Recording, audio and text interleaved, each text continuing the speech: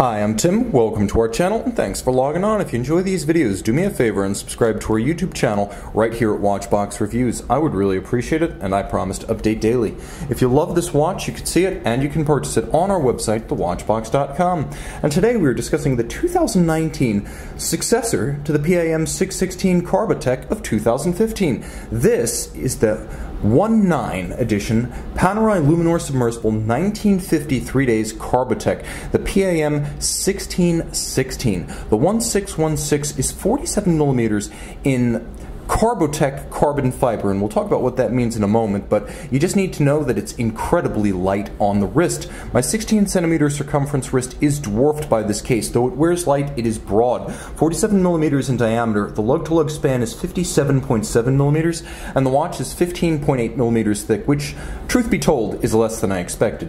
The space between the lugs, because Panerai owners do love to swap straps, is 26 millimeters, and the timepiece has lugs that are best described as minimal. Now, getting close, you can see that they principally serve to drape the strap around your wrist. So I would actually say that even though this is an immense watch, and physically it's too large for a wrist smaller than 16 centimeters, maybe even too large for a wrist of 16 centimeters, I'm going to assure you that you can wear it comfortably on a wrist as small as 15 centimeters circumference if you're in on the joke and you're okay with the oversized look. It is a sports watch and a dive watch and a beach watch and a summer watch after all. The strap is a handsome logo style, a pleated bellows vulcanized rubber strap, and it has a couple of nice design elements. First, the bellows system, the pleating, allows it to flex easily. You can see the 1970s style Officine Panerai logo, and then there is a little bit of a hollow on the underside in addition to the bellows that allows this Italian-made vulcanized rubber strap to vent the wrist well and channel air and moisture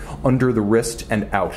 As you can see, there is a simple titanium blackened trapezoidal pin buckle, so you can adjust on the fly, and then you will note that a traditional spring bar tool is used to denude the lugs of the strap should you wish to swap. You could see at close range the Carbotech material, layers of carbon fiber laid up, impregnated with resin, and then finally molded in a forged fashion and cured, finally machined to create the image that you see right here, which is beautiful, and no two are exactly alike. You can really get a sense of the raw fabrication methodology, and you get in touch with the material here in a way that you don't with the metal variants of Panerai timepieces. I'll also mention that Panerai went all the way, creating the bezel as well as the device protecting the crown, including the locking lever, out of the same Carbotech material, which again is forged and then machined.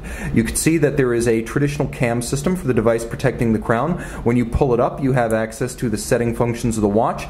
You have the stop seconds function, which I'm demonstrating right now. There's also an intermediate setting mode that I'll demonstrate at this instant, so you can set the hour hand independently while the watch continues to keep time. You can even use it while jumping time zones to set the date forward or backwards as you cross the international date line. And of course, you lock the crown, and now you have 300-meter water resistance, so no need to thread it in or thread it out. The original reason for this during the 1950s was that Panerai didn't want the users of the watches to constantly thread the crown in and out of the seals, undermining the seals. Here you simply compress and decompress the seals. There's no threading through. Moreover, it's hard to accidentally jump in the water with that crown unlocked, whereas it's quite easy to accidentally dive with a screw-down crown that's been left a few threads out. Finally, you get all aspect protection thanks to the device protecting the crown, and it's become a design icon of the Panerai mark. Let's remove some of the dust from my light box here and talk a little bit about the bezel and the dive functions. The bezel is phenomenal. The feel and the sound are industry and class leading. Have a listen. That's the best in the world right there. Doxa will run it close, but it's Doxa or Panerai for bezel feel and sound. Line it up with the minute hand, and now you have an impromptu 0 to 60-minute timer that I actually find is easier to read than a chronograph. This is the way I go when I want to time something. I just use a dive watch. Forget the chronograph and the downstream maintenance costs. The dial has changed since the PAM 616, and of course the 616 featured ecru style Fotina, and not everyone was down with that on a carbon fiber watch and a timepiece that was more futuristic than vintage evocative. So here we have blackened applique indices that feature blobs of a blue luminova material, and you'll also note how the outline of the hands have been lightly traced with the same blue, rather cyan coloration for superior contrast. It's a matte dial that will reduce glare. I would imagine it would eliminate it altogether. There's an AR coating underneath the sapphire crystal, and the watch is water resistant down to 300 meters.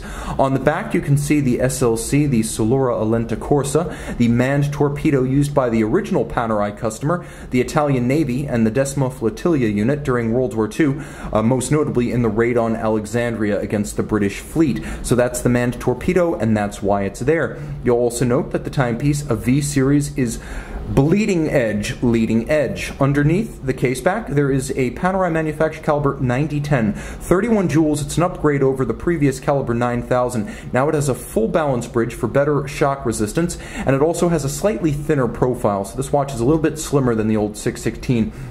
Now it has a 3-day power reserve, twin mainspring barrels, both a full balance bridge and a free sprung index for shock resistance, the stop seconds function, the time zone function I demonstrated. It also beats away at 28,800 vibrations per hour. This is a timepiece that has considerable mechanical refinement, as well as a signature and singular aesthetic within the Panerai catalog. A dive watch that does it all and wears featherlight on the wrist. You can see this Panerai Luminor Submersible 1950 1616 Carbotech, and make it yours on the watch box.